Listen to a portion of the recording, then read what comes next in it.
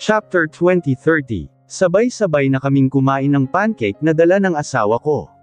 Nagsalo kami sa isang disposable container. Pati sa kape ay salo din kami. Di naman kasi ako mahilig sa kape. Tikim-tikim lang ako. Maya-maya pa ay dumating na rin Steve. Bagong bihis at may dalang mga pagkain at mga prutas. May dala din siyang bag at paper bag. Mukhang damit nila ni Mommy ang laman. Napangiti naman ako. Kitang-kita ko ang concern at pag-aalala niya kay Mommy. Mahal niya talaga ang Mommy ko. Steve kape. Alok ni Luis kay Steve at inabot dito ang isang cup na walang bawas. Salamat Brad. Ani Steve. Napansin kong gumalaw ang daliri ni Mommy. Tumayo ako at lumapit sa kama. Nakita kong gumalaw ang talukap ng mata ni Mommy at unti-unting bumubuka. Mommy, nangingiting sambit ko. Lumapit din si Luis, Steve at Yaya Aling. Tuluyan nang ang damilat ang mata ni Mommy at gumala. Tiningnan niya kami isa-isa. Mapatla ang mukha niya pero magandang senyales na gising siya. Honey, sambit naman ni Steve at hinawakan ang kamay ni Mommy. O bakit parang mga Bayern Santo ang mga mukha niyo? Ani Mommy sa mahinang boses. Syempre naman honey, sobra kaming nag-aalala sa'yo. Lalo na itong anak mo. Walang humpay sa kaiyak yan, kita mo naman ang mata magang-maga. Sabi ni Steve. Tumingin naman sa akin si Mommy. Bumukas ang pag-aalala sa mukha niya. Ayos ka lang ba anak? Tanong niya. Ngumiti ako at hinawakan ang kamay niya. Ayos na ayos lang po ako Mommy. Dapat nga ako magtanong sa inyo niyan dahil kayo ang nabaril. Hindi niyo dapat ginawa yun Mommy. Natakot ako ng sobra. Pumipyok pang sabi ko kasabay ng pagtulo ng luha ko. Hindi ko naman hahayaan na ikaw ang masaktan. Anak kita at nangako ako sa daddy mo paprotektahan kita, kahit kapalit pa nun ang buhay ko. Naiyak na naman ako. Dama kong mahal na mahal niya ako. Thank you Mommy. Pero hindi ko kakayanin kung ikaw naman ang mawawala. Hindi mangyayari yun. Heto nga at buhay na buhay ako. Tumahan ka na lalo lang mamagay ang mata mo. Alaw sa akin ni Mommy at tinaas ang kamay sa pisngi ko para pahirin ang luha. Magpagaling ho kayo Mommy. Sabi naman ni Luis na nasa tabi ko. Salamat iho. Pero mukhang mga puyat at pagod ang hitsura nyo ah. Hay nako, itong dalawa hindi pa umuwi simula nang isugod ka dito kahapon. Lalo na itong anak mo ayaw kang iwan. Sabi ni Yaya Daling. Gusto ko po kasing masigurong ligtas na si Mommy. Saad ko. Umuwi muna kayong mag-asawa at magpahinga. Dito lang ako magpapagaling. Ani Mommy at ngumiti. Bumuntong hininga naman ako at tumango-tango. Nangako rin naman ako kanina kay Luis na uuwi lang ako, kapag nagising ulit si Mommy. Tiningnan ko si Luis, gaya ko ay wala din siyang matinong tulog o mas tamang sabihing wala siyang tulog. Nagpaalam na muna kami kay Mommy, Steve at Yaya Daling. Pero banilinan ko sila na kung may emergency ay agad kaming tawagan. Paglabas namin ng hospital mag-asawa ay 4 na tauhan, ang naka-antebay sa amin maliban pa kay Kuya Gordon na siyang driver namin. Gusto ko sana mang magtanong kung bakit marami kaming bantay pero nagets ko na agad. Dahil sa nangyari kaya nagde-double ingat ang asawa ko na naiintindihan ko naman. Sumakay na kami sa backseat ng kotse. Nasa front seat naman si Kuya Gordon at Kuya Nanding. Ang ibang tauhan naman ay sumakay sa 2 pang sasakyan kasama si Ate Ona. Nauna sa amin ang isang sasakyan at sumunod naman ang kotse namin. Sa likod ay ang isa pang sasakyan. Hinawakan ni Luis ang kamay ko at pinisil. Nilangon ko naman siya at nginitian. You can rest now baby, sabi niya. Sinondig ko naman ang ulo sa balikat niya. Naramdaman ko ang paghalik-halik niya sa buhok ko. Humikab ako. Nakaramdam ako ng antok. Mukhang tulog agad ako nito pagdating sa kwarto namin. Pagdating namin sa mansion ay napansin kong maraming mga lalaking naka-uniforme sa may gate. Pinagbuksan nila kami ng gate at sumaludaw pa nang dumaan ang kotseng lulan namin. Pagpasok namin sa loob ay sinalubong kami nila Manang Leng at nangamusta. Nag-alok pa sila nang makakain. Pero tumanggi ako. Gusto ko munang magpahinga at inaantok na rin ako. Kakain na lang ako paggising ko. Nag-excuse muna kami sa mga kasambahay at sabay na kami ni Luis umakyat ng hagdan. Sabay ba kami ni Luis pumasok ng banyo? Ako ay nag-half bath lang, siya naman ay nag-shower. Babe, parang masyado naman yatang maraming bantay. Sabi ko kay Luis nang umayos na ako ng higa sa kama. Tumabi naman siya sa akin at niyakap ako. Nilusot niya ang isang braso sa ilalim ng ulo ko. Umuna naman ako sa dibdib niya. Diniin niya ang labi sa noo ko. Para sa kaligtasan mo, wife. Hanggat hindi pa nahuhuli si Ara, hindi ako mapapanatag. Hindi mo alam kung gaano ako takot na takot kahapon nang ibalita sa akin ni Nanding ang nangyari, mababaliw talaga ako kung ikaw ang nabaril. Baka, hindi na niya tinuloy ang sasabihin at marahas na lamang na bumuntong hininga. Dama ko nagpinipigil niyang galit. Dinig na dinig ko nga ang malakas na kalabog ng dibdib niya. Alam kong samot-saring damdamin ang nakapaloob doon. Hinaplos ko ang pisngi niya. Ayos lang ako, babe. Walang makakapanakit sa akin dahil lagi kang nasa tabi ko, sabi ko sabay pikit ng mata. Bumibigat na ang talukap ng mata ko. And I will do everything to protect you, wife. Dinig kong sabi niya at halikan ang tuktok ko. Hindi na ako sumagot at ngumiti na lang. Unti-unti na akong nilamon ng karimlan. Humikab ako at sinukli ng kamay ang magulong buhok habang pababa ng hagdan. Kagigising ko lang. Mahaba-haba din ang tulog ko. Pero paggising ko ay wala na sa tabi ko si Luis. Pero nakita ko siya sa labas mula sa balcony na kausap ang mga tauhan. Tiningnan ko ang oras sa hawak kong cellphone. Mag-alas 4 na ng hapon at nakaramdam ako ng gutom. Kakain muna ako bago bumalik sa hospital. Kumain na kaya si Luis? Dumiretso muna ako ng kusina para tingnan kung ano ang pagkain. Pagpasok ko sa kusina ay walang tao. Siguradong nagpapahinga pa ang mga kasambahay sa servant quarter, dahil mag-aalas 4 pa lang naman. Binuksan ko ang double door fridge. May nakita akong mga container na may takip na may lamang ulam. Nilabas ko iyon para initin. Tiningnan ko ang rice cooker. May kanin pa naman. Pwede na yun kahit malamig. Iniwan ko muna saglit ang container sa counter at lumabas ng kusina para puntahan si Luis at tanungin kung kumain na. Ayoko po, ma'am. Hindi ko po kaya yan, iba na lang po. Napakunot ang noo ko nang marinig ang boses ni Dina. Hinanap ko siya. Nakita ko siya sa harap ng pinto ng restroom at nakatalikod habang may kausap sa cellphone. Kakamo-kamot siya sa ulo at hindi mapakali. Naku Ma'am Ara, hindi ko po talaga kaya yang pinapagawa nyo. Hindi po ako kriminal. Ayoko pong makulong. Napasinghap ako sa sinabi ni Dina kasabay ng malakas na kabog ng dibdib ko. Tama ba ang narinig ko? Si Ara ba ang katawagan ni Dina? Ma'am Ara, naputol ang sasabiban ni Dina nang hablutin ko ang cellphone sa kamay niya. Nanlalaki ang matang, lumingon siya sa akin. Binigyan ko lang siya ng matalim at nagbabantang tingin. Tinapat ko ang cellphone sa tenga ko. Hello Dina, naiintindihan mo ba ang instruction ko sa'yo?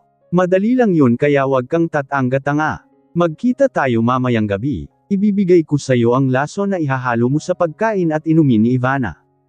Hindi ko na tinapos ang ano pang sasabihin ni Ara at pinatay na ang cellphone. Tila naman tinakasan na ng dugo si Dina habang nakatingin sa akin. Umiiyak si Dina habang kinakastigo ni Luis dito sa sala. Nakapalibot kaming lahat sa kanya. Nakalimutan ko na nga ang gutom ko. Di ako makapaniwala na especially iya siya ni Ara, gulat na gulat ako. Natakot ako. Paano pala kung hindi ko siya narinig? Baka ngayon sinusunod na niya, ang pinag-uutos ng amo niya na lasunin ako. Baka ngayon ay nagbubbles na ang bibig ko. Kinilabutan ako. Kasambahay din pala siya ni Ara at pumasok dito bilang kasambahay din para may espiya sa amin. At lahat ng galaw dito ay nire-report niya sa amo niya. Lalo na ang tungkol sa amin ni Luis. Galit na galit si Luis. Kung wala nga lang siguro ako baka nasaktan na niya si Dina. Saan nagtatago ang hiyep mong amo ha? Galit na tanong ni Luis. Umiling-iling naman si Dina na hilam na sa luha ang mukha. Nakabukas ang takot sa mukha niya. Hindi ko po alam sir. Anong hindi mo alam nag-uusap kayo at nagkikita? Sigaw ulit ni Luis na ikinapitlag ni Dina at ng mga kasambahay. Nag-uusap lang po kami sa cellphone at nagkikita lang po sa labas kapag sinabi niya sir. Saglit na hindi nagsalita si Luis at matalim lang na nakatingin kay Dina na tila sinusukat ang sinasabi nito. Gordon, tumawag ka ng pulis. Utos ni Luis kay Kuya Gordon. Naalarma naman si Dina at lumuhad sa carpeted na sahig at nag-iiyak. Sir, parang awa niyo na po, wag niyo po akong ipakulong.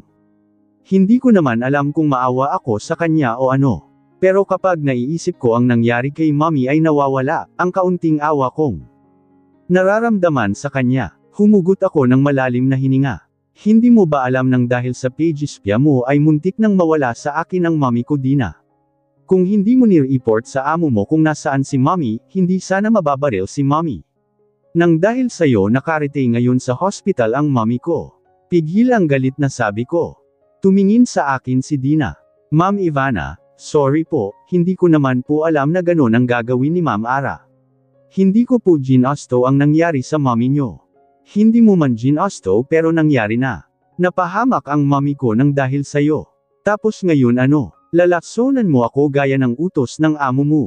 Umiling-iling siya. Hindi po. Hindi ko po gagawin yun, ma'am. Hindi po ako mamamatay tao. Hanggang sa pagespeya lang po ang kaya kong gawin at hindi pumatay. Tiimbagang ko siyang tiningnan. Kung ganun, sabihin mo na kung nasaan, ang amo mo kung hindi patong-patong na kaso ang isasampa ko sa'yo. Magsalita ka na, Dina. Ani Luis na tila kulog ang boses. Maniwala po kayo ma'am, sir, hindi ko pa talaga alam kung saan nagtatago si Ma'am Ara. Huwag ka nang magpalusot, Dina. Sabihin mo na, ani Ate Che. Oo nga, kaya pala di ka namin Covibes at iba ang arang nakapaligid sa'yo. Sugo ka pala ni Ma'am Bruja. Si Ate Ona. Nako, ako nang gigil sa'yo eh. Sarap mong kutusan. Pasalamat ka hindi kami ang nakahuli sa'yo kundi kayeg ka. Lalabas ka dito sa mansion ng kalbo. Sabi naman ni Ate Lucy. Tumigil nga kayong tatlo. Hayaan yung si Sir at si Ma'am ang kumastigaw sa kanya. Saway ni Manang Leng sa mga kasambahay. Nakakagigil Manang Sir, Ma'am, patawarin niyo po ako, wag niyo po sana akong ipakulong. Parang awa niyo na po. Nakatinginan kami ni Luis. Bahagyang lamambat ang mukha niya nang magtama. Ang mga mata namin pero nakatiimbagang pa rin siya. Alam kong hindi niya madaling mapapatawad si Dina, ganun din ako. Kung hindi napahamak si mommy baka napatawad ko pa siya. Maya-maya pa ay dumating na ang mga pulis na pinatawag ni Luis, lalo namang naiyak si Dina. Kinausap namin ni Luis ang mga pulis. Marami silang mga tanong na sinasagot namin. Mr. Luis, pwede po natin siyang gamitin para matuntan si Aramina. Suhestyon ng isang pulis na may mataas na ranggo. Yan din ang naiisip ko, Inspector. Ang sabi ng misis ko gustong makipagkita ni Ara sa kasambahay namin mamayang gabi. Sambit ni Luis sa mga pulis. Pwede po natin gamitin ang pagkakataon na yon. Yun ay kung makikipag-cooperate sa atin ang kasambahay nyo. Ani Inspector at tiningnan si Dina. Sabay din kaming tumingin ni Luis kay Dina. Mukhang nakuha naman agad ni Dina ang ibig sabihin ng Inspector. Tumango-tango siya. Willing po akong makipag-cooperate sir, ma'am, mamang pulis basta wag niyo po akong ipapakulong. Ayoko pong makulong. May pamilya po akong umaasa sa akin. Ani Dina na nagsusumamo ang mukha. Bumuntong hininga ko at tumingin kay Luis. Pinagplanuhan na nga ng mga pulis kung paano ang gagawin para mahuli si Ara sa pamamagitan ni Dina. Pinakontak kay Dina si Ara para kunwari ay payag na ito sa pinagagawa ng babae. Sinusunod ni Dina ang instructions sa kanya ng inspector. Ako naman ay pinag-iisipan kung kakasuhan din ba siya. Siguro ay ipapaubaya ko na lang kay Luis. 8:30 ng gabi ang usapan nila Dina at Ara na magkikita sa harap ng isang lumang tindahan ng mga herbal. 8:15 pa lang pero nandito na kami ng mga pulis at naka-antebay. Si Dina ay kasama ng mga pulis sa mobile nila at binibigyan nila ito ng instructions. Kitang-kiti na ang kamay ko na mahuli si Ara. Patong-patong na kaso ang isasampa ko sa kanya. Mabubulok siya sa kulungan. Bumaba ang isang nakasibilyang pulis sa sasakyan at lumapit sa sasakyan namin, binaba ko naman ang salaming bintana. Sir, natanong na ng isang patrolman namin ang kotse ni Miss Ara. Hinihintay na lang namin ang tawag niya sa kasambahay nyo. Imporma ni Sergeant. Tumango-tango naman ako. Bumalik na sa sasakyan nila ang pulis. Nakita kong nagbabaan na ang ilang mga pulis sa kanilang sasakyan at nagkanya-kanya na ng pwesto.